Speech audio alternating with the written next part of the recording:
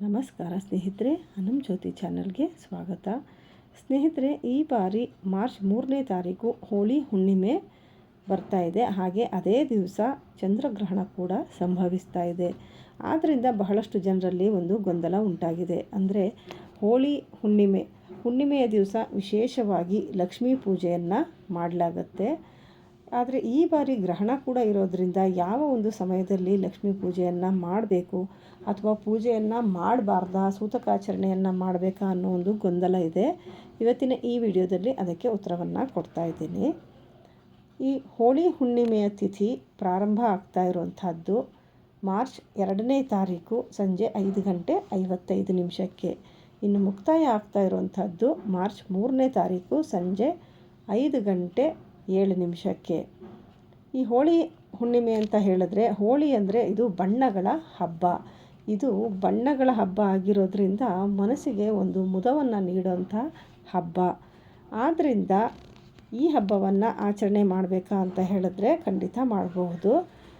ನಿಮಗೆ ಹುಣ್ಣಿಮೆ ತಿಥಿ ಮಾರ್ಚ್ 2ನೇ ತಾರೀಕು ಸಂಜೆ 5:55 ನಂತರದಲ್ಲೇ ಪ್ರಾರಂಭ ಆಗೋದ್ರಿಂದ ನೀವು 2ನೇ ತಾರೀಕು ಪೂಜಾ ಸಿದ್ಧತೆಯನ್ನು ಆ ದಿವಸ ಬೆಳಗ್ಗಿನಿಂದಲೇ ಎಲ್ಲ ಮಾಡಿಕೊಂಡು ದೇವರ ಕೋಣೆಯನ್ನು ಶುದ್ಧಿ ಮಾಡಿಕೊಂಡು ಆ ದಿವಸ ಸಂಜೆ 6 ಗಂಟೆಯ ನಂತರದಲ್ಲಿ ಆ ಲಕ್ಷ್ಮೀ ಪೂಜೆ ಏನಿದೆ, ನೀವು ಎಂದಿನಂತೆ ಹುಣ್ಣಿಮೆ ಪೂಜೆಯನ್ನು ಯಾವ ರೀತಿ ಎಲ್ಲ ಮಾಡ್ತೀರೋ ಆ ರೀತಿ ನಿರಾತಂಕವಾಗಿ ನೀವು ಆ ಸಂಜೆ ವೇಳೆಯಲ್ಲಿ ಮಾಡಿಕೊಳ್ಬಹುದು.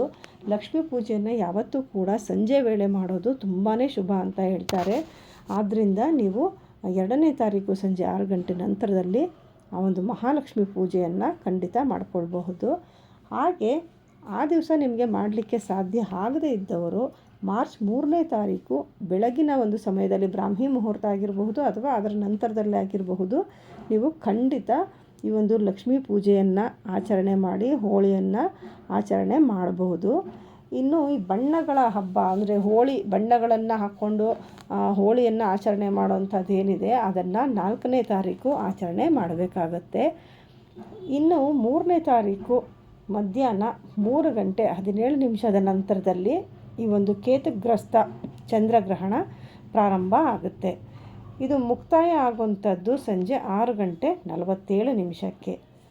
ಇನ್ನು ನಮ್ಮ ಒಂದು ಭಾರತದಲ್ಲಿ ಗೋಚಾರ ಆಗ್ತಾ ಇರುವಂಥದ್ದು ಸಂಜೆ 6:20 6:45 ಅಂದರೆ ಅಲ್ಲಲ್ಲಿನ ಪಂಚಾಂಗಗಳ ಒಂದು ಸಮಯದ ವ್ಯತ್ಯಾಸವನ್ನು ತೆಗೆದುಕೊಂಡ್ರೆ ಸ್ವಲ್ಪ ಹೆಚ್ಚು ಕಡಿಮೆ ಆಗುತ್ತೆ. ಆದರೆ ಒಟ್ಟಿನಲ್ಲಿ ಇದು ಸಂಭವಿಸ್ತಾ ಇರುವಂಥದ್ದು ಕೇವಲ 20-25 ಕಾಲ ಮಾತ್ರ ಇಲ್ಲಿ ಗೋಚಾರ ಆಗ್ತಾ ಇರುವಂಥದ್ದು. ಚಂದ್ರಗ್ರಹಣ ಅಂತ ಹೇಳಿದ್ರೆ ಸಾಮಾನ್ಯವಾಗಿ ರಾತ್ರಿ ವೇಳೆಯಲ್ಲಿ ನಡೆಯುತ್ತೆ.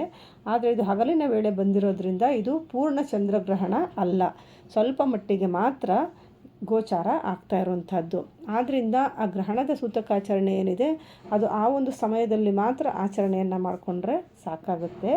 ಇನ್ನು ಗ್ರಹಣದ ಸಮಯದಲ್ಲಿ ನೀವು ಪೂಜೆಯನ್ನು ಮಾಡಲಿಕ್ಕೆ ಬರೋದಿಲ್ಲ. ಆ ಒಂದು ಸಮಯದಲ್ಲಿ ಮನೆಯಲ್ಲಿ ಇರುವಂಥ ಆಹಾರ ಪದಾರ್ಥಗಳಾಗಿರ್ಬೋದು, ನೀರು ಆಗಿರ್ಬೋದು, ಎಲ್ಲದಕ್ಕೂ ಕೂಡ ದರ್ಬೆಯನ್ನು ಇಡಬೇಕಾಗತ್ತೆ. ಹಾಗೆ ಆ ಒಂದು ಸಮಯದಲ್ಲಿ ಹೆಚ್ಚಿನ ಪ್ರಮಾಣದ ಊಟವನ್ನು ಮಾಡದೇ ಇರುವಂಥದ್ದು ಒಳ್ಳೆಯದು.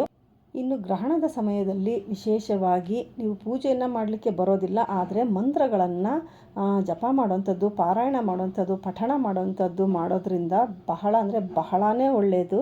ನೀವು ಈ ಒಂದು ಸಮಯದಲ್ಲಿ ವಿಷ್ಣು ಸಹಸ್ರನಾಮ, ಲಲಿತಾ ಸಹಸ್ರನಾಮ ಅಥವಾ ವಿಷ್ಣುವಿನ ಯಾವುದೇ ಅಷ್ಟೋತ್ತರ ಆಗಿರಬಹುದು, ಮಹಾಲಕ್ಷ್ಮಿ ಅಷ್ಟೋತ್ತರ ಆಗಿರಬಹುದು, ಶಿವನ ಒಂದು ಧ್ಯಾನವನ್ನು ಮಾಡೋದಾಗಿರ್ಬೋದು, ಶಿವನಿಗೆ ಸಂಬಂಧಪಟ್ಟಂಥ ಅಷ್ಟೋತ್ತರ ಮಂತ್ರಗಳನ್ನು ಹೇಳ್ಕೊಳ್ಳೋದು ತುಂಬಾ ಒಳ್ಳೆಯದು. ಈ ಒಂದು ಸಮಯದಲ್ಲಿ ಈ ರೀತಿ ಮಂತ್ರ ಪಾರಾಯಣ ಜಪಗಳನ್ನು ಮಾಡೋದ್ರಿಂದ ತುಂಬಾ ಶುಭ ಫಲಗಳು ದೊರೆಯುತ್ತೆ. ಆದ್ದರಿಂದ ಸಾಧ್ಯವಾದರೆ ಆ ಒಂದು ಸಮಯದಲ್ಲಿ ಮಂತ್ರ ಜಪ ಪಾರಾಯಣಗಳನ್ನು ಮಾಡೋದು ಬಹಳನೇ ಉತ್ತಮ.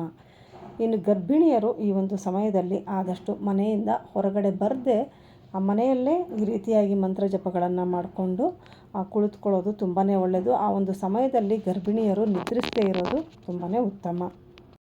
ಇನ್ನು ಗ್ರಹಣ ಮುಗಿದ ನಂತರದಲ್ಲಿ ನೀವು ಮನೆಗೆಲ್ಲ ಗಂಗಾ ಜಲ ಆಗಿರಬಹುದು, ಗಂಜಲ ಆಗಿರಬಹುದು, ತೀರ್ಥ ಆಗಿರ್ಬೋದು, ಅದನ್ನು ಮನೆಗೆಲ್ಲ ಪ್ರೋಕ್ಷಣೆಯನ್ನು ಮಾಡಿಕೊಂಡು ಮನೆಯನ್ನು ಗುಡಿಸಿ ಒರೆಸಿ ಶುದ್ಧಿ ಮಾಡಿಕೊಂಡು ಮತ್ತೆ ಒಮ್ಮೆ ಸ್ನಾನವನ್ನು ಮಾಡಿಕೊಂಡು ಆ ನಂತರದಲ್ಲಿ ಬೇಕಿದ್ದರೆ ಮತ್ತೊಮ್ಮೆ ದೀಪವನ್ನು ಹಚ್ಚಿ ಆ ಪೂಜೆಯನ್ನು ಮಾಡ್ಕೊಳ್ಬಹುದು. ಆದರೆ ಮುಖ್ಯ ಪೂಜೆ ಏನಿದೆ ಹುಣ್ಣಿಮೆಯದು ಅದನ್ನು ಬೆಳಗ್ಗೆ ಅಥವಾ ಹಿಂದಿನ ದಿವಸ ಸಂಜೆನೇ ಮಾಡ್ಕೋಬೇಕಾಗತ್ತೆ.